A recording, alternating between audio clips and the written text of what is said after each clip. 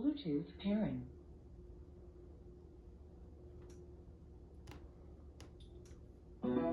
Bluetooth connected. You sure? You sure it's connected? Today's story is about an infamous caving incident. The reason for its infamy is largely because of a photo that was taken during the event. Now, if you didn't know anything about this photo and you just looked at it, it would be haunting and kind of unsettling, but when you have the full picture, the full context of what's going on in this photo, it will leave you highly disturbed. That photo will be shown at the end of today's video.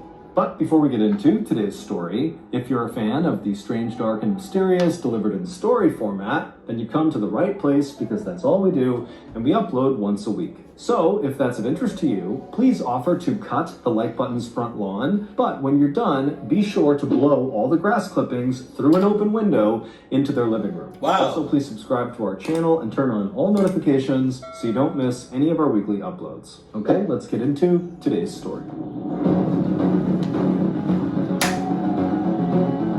Dice roll! Dice roll!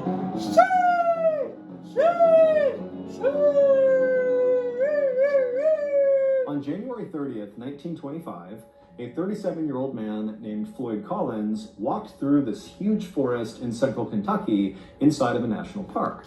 So it's already starting to collect. Got it. As he walked along, his boots splashed in the melting snow and mud on the ground, and above him, all he heard was the sound of water dripping down amongst the leaves. It was warmer than it had been in several days, and so that was why Floyd was out here. He was trying to take advantage of the nice weather. And so after walking for a while on this muddy, slushy trail, the trees around Floyd began to thin out, and then eventually he reached the edge of the tree line, and in front of him was this huge clearing.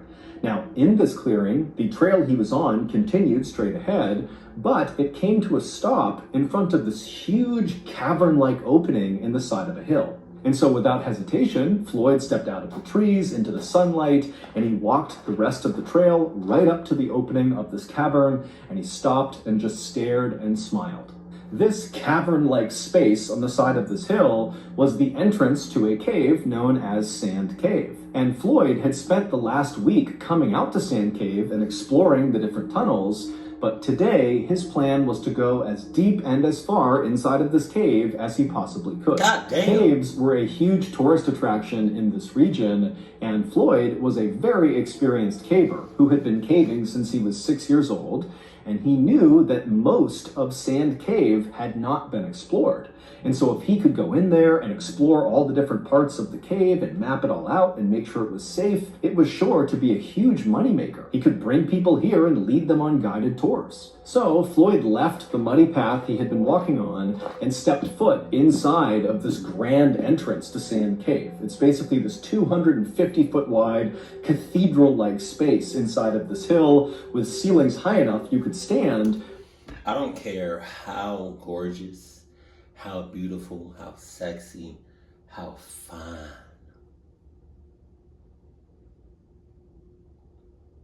how pretty, how anything of a cave it looks. I'm not going in there. Cluck that you talking about. But it's totally dark in there. And despite being this big open space, it very quickly funnels to this one kind of tunnel that goes straight down and connects to all these offshoot underground passageways, many of which have never been explored before. And so, as Floyd walked across this big open entryway, he lit his oil lamp and then began mentally preparing himself for what he was about to do, which was going to be very claustrophobia-inducing, even for a very experienced caver. And so Floyd reached the back of this huge entryway, and he reached this tunnel that would connect to the rest of the cave, and he began walking down it. And this tunnel was not very restricting. You could stand in it, you could move around in it, but it was very short. It was 15 feet straight down at an angle, where at the bottom of those 15 feet was a square hole in the ground. And Floyd, having been here the previous week, knew... No, man. I don't trust... Last time I seen something about a cave, somebody got trapped in there, head first, feet sticking out, and it was like that for days. Once you go through this hole, the real caving begins. Now you're going to be down on your hands and knees, wriggling your way through these very tight and restricting areas where you don't really know where you're going, because again, a lot of this stuff has never been explored before. But this is why Floyd loved caving. He loved the adventure and the risk of doing things like this. And so Floyd got to this hole, he put his oil lamp down on the ground, he casually lowered himself feet first into this hole, which dropped down several feet, and then once he was on firm ground, he reached up, grabbed his oil lamp, and pulled it into the hole with him. Once he was inside of this lower level space, he crouched down and looked around, and off to his right was a tunnel that he could crawl through that seemed to lead to a series of other tunnels. And so he puts his lamp in front of him, he gets down, and he begins crawling through this tunnel. And after a little while, he reaches this kind of fork in the road where he had several options of very narrow tunnels to choose from. Now, the previous week, Floyd had gone down several of these tunnels and mapped out where they went, but there was one tunnel in particular at this fork that was very narrow. It was likely the most narrow of all the tunnels, but from where he had seen the last week, it looked like it went pretty far without obstruction. And so he immediately began going head first into this tunnel where he had no idea where it was going to go. Hell no. If you go head first into a tunnel and you get stuck, what are you going to do? You can't really go anywhere. So this guy is like totally fearless, just going head first into what most people would consider.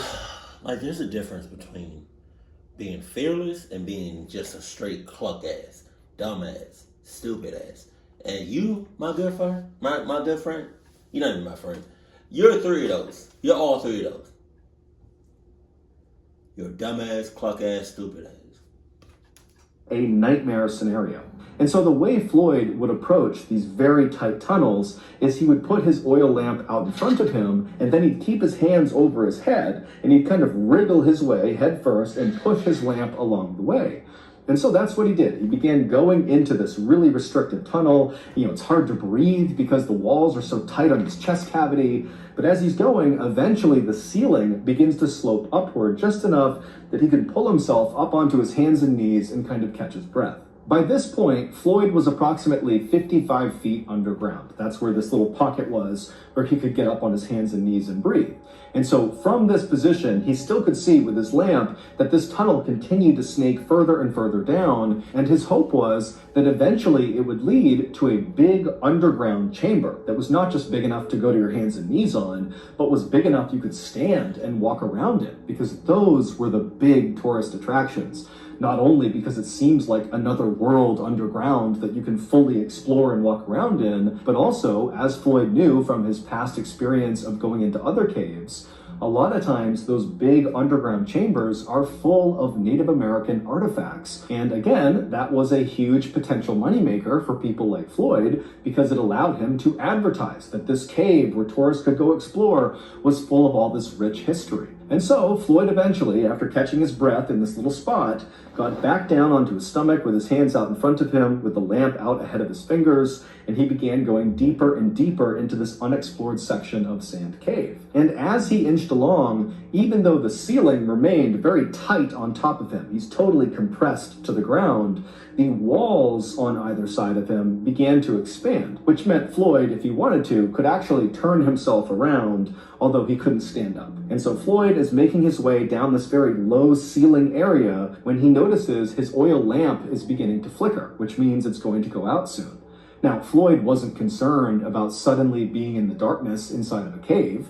Now, to most people, that would be terrifying, but Floyd, again, was so experienced, he was very confident that he could easily make his way out again just by touch. He didn't need the light. But he did know that trying to move around inside of a cave in the darkness was dangerous, and so he should not do that if he could avoid it. And so as much as Floyd wanted to continue and hopefully find something incredible inside of this cave, he decided he really needed to just turn around and go back to the surface and come back the next day to continue exploring. And so, because this part of the tunnel he was in was really wide, he was able to turn himself around and drag his lamp until he was facing back uphill, and then he rolled onto his back. So his head is pointing back up where he came from, and his feet are pointing in the direction that he had previously been traveling, and he's on his back.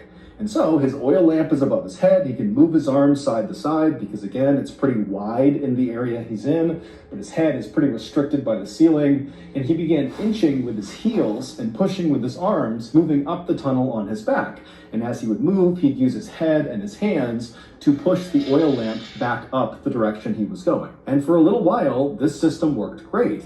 But at some point, right as he was getting close to that area where he was able to previously get on his hands and knees and catch his breath, Floyd accidentally kind of rushed and pushed his lamp too hard and knocked it over, which extinguished the light. And so suddenly, Floyd was cast into total darkness. Shit. Have you ever thought to yourself, wow, Mr. Ballin is so cool. I just wish there was some way he and I could come together and lay the smackdown on the ultra-successful, highly popular social platform Discord. Well, if that's you, today's your lucky day. Because our partners over at Discord just told me that if I wanted to host a live storytelling event on Discord, they would uncap the number of people who could watch it live. For reference, Discord has never done this before, because if you allow an unlimited number of people to join a live stream at one time, it could easily destroy the server temporarily. But you know what they told me when I asked them how they felt about having that be a potential outcome? They said, don't worry, John, that would only happen if you had at least 10,000 people on the show at once. And that's not going to happen.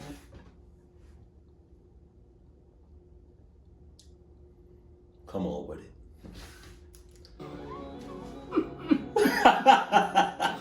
Those fools. In 2 weeks, on May 19th at 7 p.m. Central, I'm going to host that live storytelling event on Discord. It's totally free, and I need all of you fans of the strange, dark, and mysterious to do me a favor and log in right at the start, just so we can surpass the 10,000 viewer mark and destroy Discord's server temporarily. And then after they fix it, which will be quick, I will spend the rest of the live stream telling you stories. Joining our official Mr. Ballin Discord server, where I'll do this live stream, is quick and easy. All you gotta do is click the link in the description, choose your adventure, agree to follow our community rules, and then on May 19th at 7 p.m. Central, click on the live storytelling event. Me and old Singalong will see you there. Does he have a pet? Does he have like a stuffed animal? CeeLo? Now, again, Floyd was not concerned or really even scared about being in darkness inside of this cave, but this was not a good scenario and he knew it. But he told himself, stay calm, he knew where he was in the cave, he just needed to get to that little pocket, he'd catch his breath, and then he'd continue his way back up, eventually reach that hole in the ceiling, that square hole, he'd climb out, make his way out of the cave, and boom, he'd be done. And so Floyd just continued to push the now extinguished oil lamp above his head, and he continued to inch with his heels and moved his arms around to keep going backwards up this tunnel. But then, right before Floyd reached that pocket inside of the tunnel where he could get onto his hands and knees, he heard the sound of falling rocks somewhere below him, kind of near his legs. Now it's pitch black, he can't see anything, and so Floyd just kind of held his breath and hoped that whatever was happening wouldn't affect him. But then he felt a shooting pain in his left leg. Oh. A 27-pound rock had broken loose from the low ceiling and landed on his left ankle. Now, at first, Floyd was actually relieved that the rock had landed only on his left leg. And in fact, his leg was actually kind of positioned in a depression on the floor of the cave. And so the rock didn't really hit his left ankle directly. It kind of like hit the ground and then leaned onto his left ankle. And his left ankle was kind of protected in the depression in the cave floor. And so Floyd's thinking, thank goodness it only landed on my ankle and not on my head or my chest, because then I'd be dead. And so after catching his breath and kind of calming down, Floyd tensed his body and pulled his left leg as hard as he could to clear this 27-pound rock, but his foot wouldn't budge. And so Floyd thought he would just reach down and kind of dig his foot out. He'd just move the rock out of the way. But even though this cave had widened out on either side of Floyd when he had gone deeper and deeper into it, because he had retraced his steps, he was farther up the tunnel where those sides had really come in much closer to him. And so he wasn't able to actually reach down and touch the rock. The walls made it impossible. And so he wasn't able to use his hands to clear this rock. And so Floyd is pinned underground, unable to move, in absolute pitch darkness inside of a cave that's practically crushing his chest because the ceiling is so low, and he knows it's unstable. The ceiling has now fallen off, so there's a chance more rocks could come in at any time. I mean, this is like a worst case scenario for anybody who goes caving. But Floyd told himself to just stay calm. He knew this was a very bad situation, but people were certain to find out he was missing, and they knew he had gone to Sand Cave, and they would come here, they would find him, and they would rescue him. And so, my ass, even if I knew your exact coordinates, you told me eye for eye, like you looked me dead in the eye talking about, I'm going to this cave at this specific time for a certain amount of time. If I don't come back, look for me, call help. I'm looking at him like, yeah, all right, sure. Whatever, I got you. I said that, but in my head, I'm not. Clock you.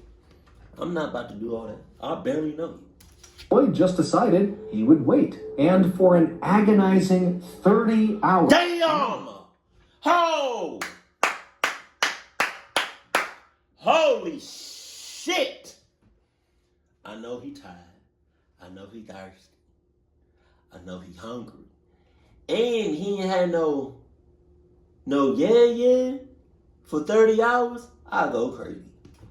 30 hours of pitch blackness, trapped in a totally claustrophobic environment. 30 hours of this, no food, no water, can't go to the bathroom. He's laying there for 30 hours, and then finally, he hears a voice coming from somewhere near the entrance of this cave. And when he heard that voice, it was like the sweetest sound he had ever heard. Because not only did they represent help, but the voice was coming from Floyd's brother, Homer, who was also a very experienced caver. And so Floyd's thinking, thank goodness I'm saved. And so Homer was able to navigate from the entrance down all the way to the tunnel that Floyd was in. And Homer got to that spot in the tunnel where Floyd had gone to his hands and knees, that pocket there. So Homer's in that pocket, and he can see Floyd is only a few feet away from him. He can see Floyd's head right there. And so Homer, who had a lamp, he shines the light on Floyd, and the two brothers don't waste any time with small talk. Instead, Homer, who had his oil lamp, had set it up right next to them, and he began feeding Floyd sausage sandwiches and giving him sips of water. And then Homer would tell Floyd that he just did not have the equipment to help Floyd get out right now, but Homer was going to go back to the surface, get men, get supplies, and then come back and save Floyd. And so Floyd is very thankful, he's very relieved. He says goodbye to Homer, and Homer turns and makes his way back up to the surface. 15 hours later, Homer would return by himself.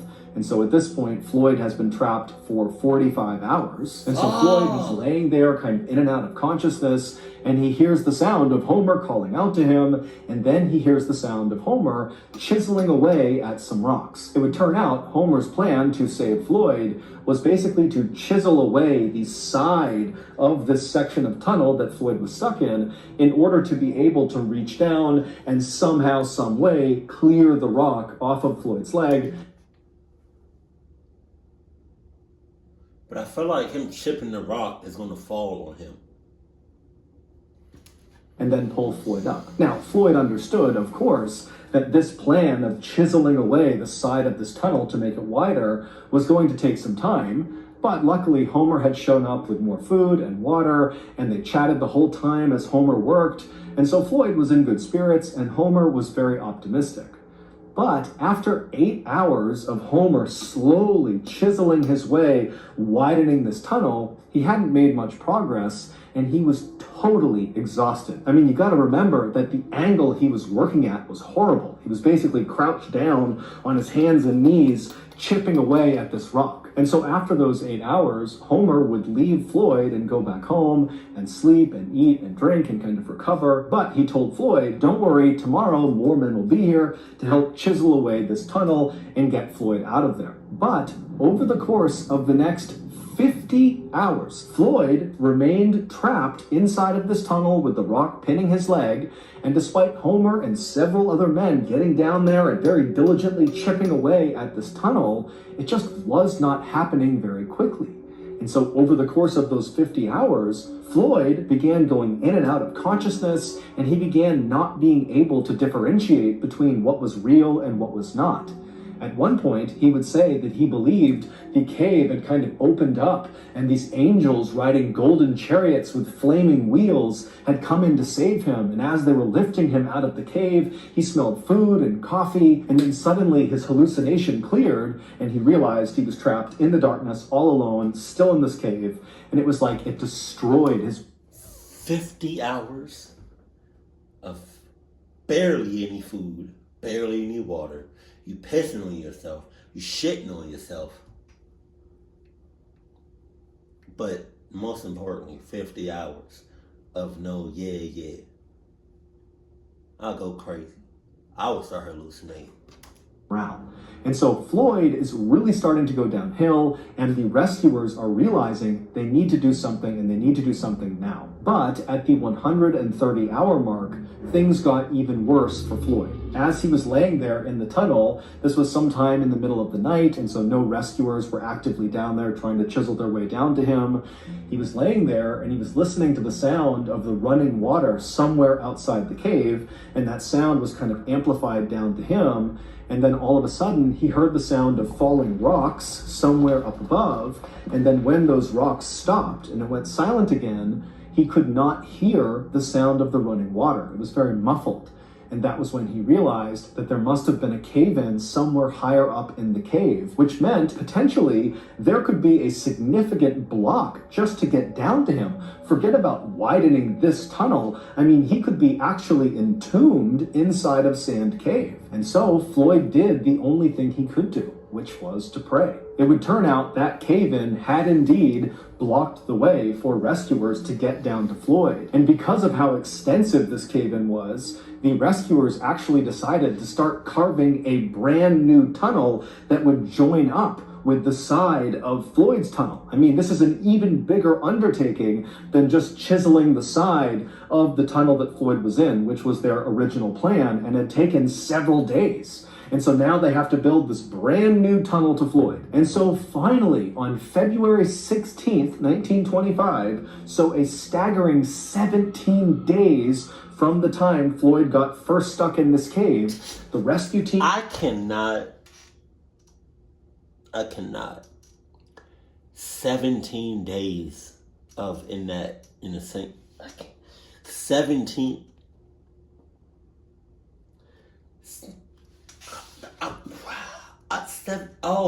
I cannot. Finally punched through and reached Floyd. And as soon as they did, the lead rescuer looked over at Floyd, and then he paused, he turned up, and he just said, dead.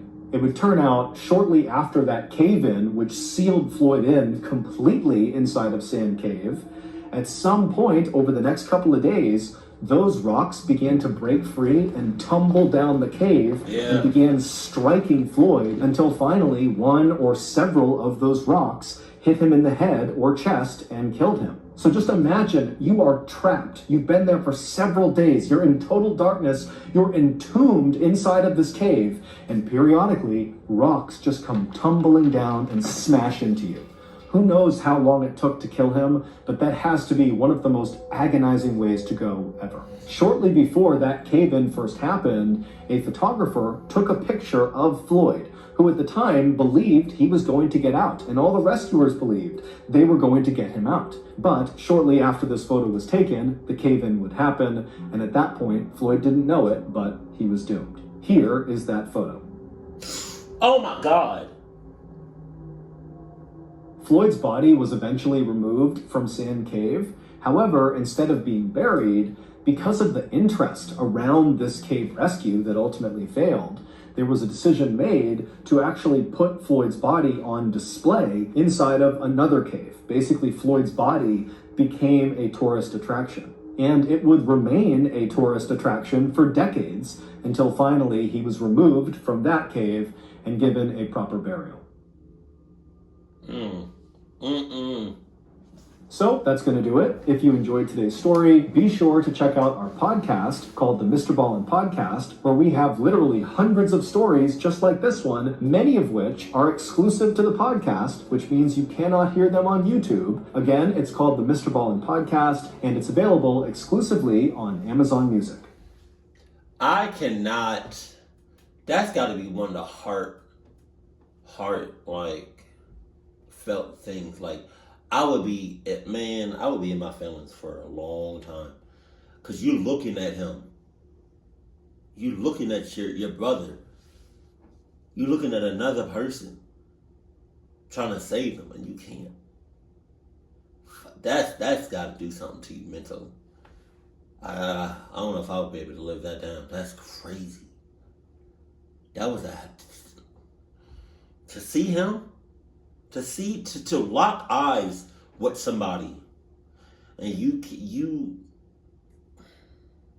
can't do nothing, or you couldn't do nothing. Like, I can't.